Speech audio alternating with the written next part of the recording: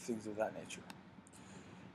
Very important here, the theories of democracy, and I put this here. Those who hold all the power in government, they make public policy. Very big. Public policies, choices governments make in response to political issues. I don't know, like laws, budgets, very important.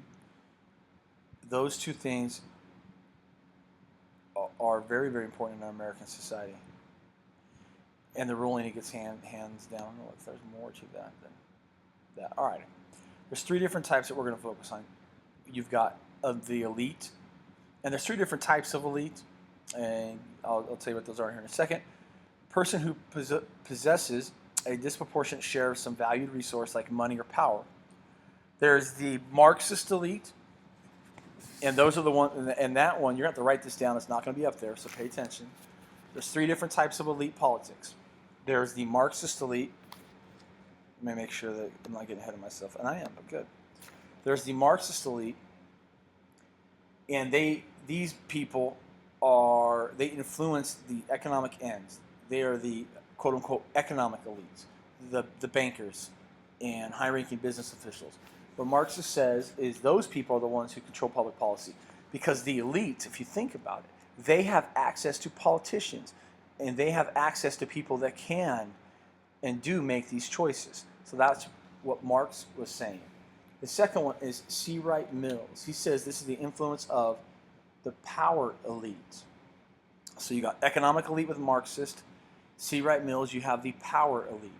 That's corporations, the military, and the political or politics.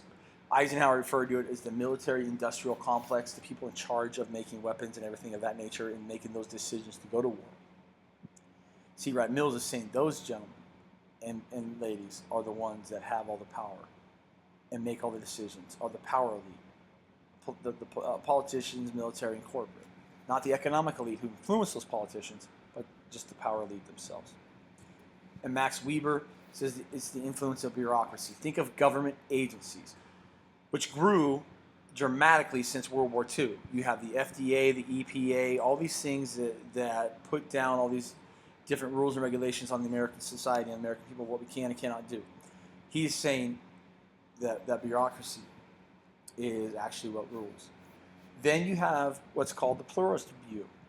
It's a belief that competition among affected interests shape public policy. Well, what does that mean? Think of, it's all about competing interest groups, like the NRA, National Rifle Association, the AARP, American Association of Retired People. And then you also have like NOW, the National Organization of Women, and things of this nature. What they are saying is that there are so many institutions, so many competing interests, in which power is exercised that no single elite could possibly control them all. So therefore, these groups compete with each other over control of public policy, and in return, with all these interest groups competing with each other for control of public policy, that everybody gets answered. That the outcome is what's called political haggling, and there's compromises made and different alliances between the groups. That in essence, what's finally going to happen is everybody's views will be altered into where everybody's views are met, or everybody's ideals, everybody's beliefs are met through the pluralist view. But think of interest groups. Interest groups are competing with each other over the right for public policy. The next one is the hyperpluralist view. And I got nothing here for you, but it's the pluralist view gone sour. Think of this. It's called an iron triangle. And the iron triangle is made up of interest groups, bureaucracies, and congressional committees. And there are so many groups that are so strong, the government has become gridlocked and is unable to act within that iron triangle. Interest groups aren't going to budge, the bureaucracies aren't going to budge, and the congressional committees aren't going to budge. So nothing happens in this. That's when all those different views, they don't mesh and they don't compromise, so you get hyperpluralist view on who actually rules and makes the decisions. And there's just another view of that. All right, so switching off back, going back to government real quick, and looking at it from the economic standpoint. In government, you also got to look at who answers the three questions of what's called allocation of resources in a government, because ultimately those people who answer those three questions would be the ones who would have all the power. And the three questions are what to produce, how to produce it, and for whom. And there's these four different economic systems that help answer these questions, which help shape how power is distributed throughout governments. In a traditional one, traditions answer these questions. In a command system, the government answers this question, i.e. command. And it says market on here twice. It shouldn't say market, it should say mixed. This one should be mixed. Look at that, the power of editing. And in mixed, it's a combination of traditional, market, and command. And then also with market, individuals answer these questions.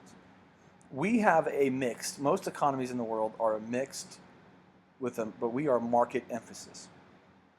And within that, you have what's called the three isms: authoritative socialism, democratic socialism, and capitalism. Those three isms are worried about who owns the factors of production, and that's these. And capitalism, individuals own the factors of production. Authoritative socialism, the government owns the factors of production. And in democratic socialism, the people in the government own the factors of production. You're probably asking yourself right now, what are the four factors of production? I'll gladly tell you.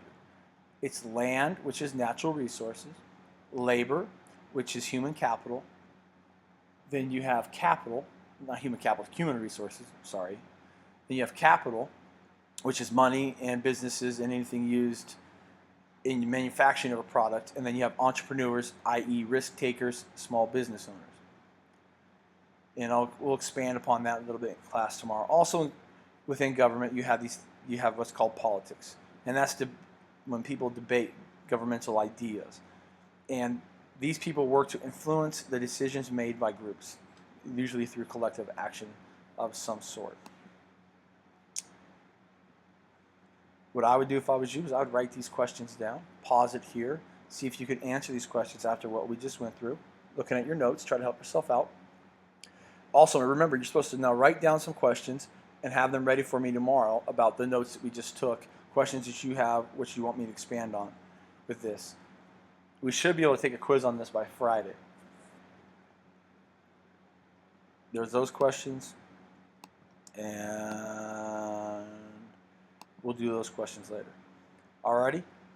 I hope you have a great night, and I will see you guys tomorrow.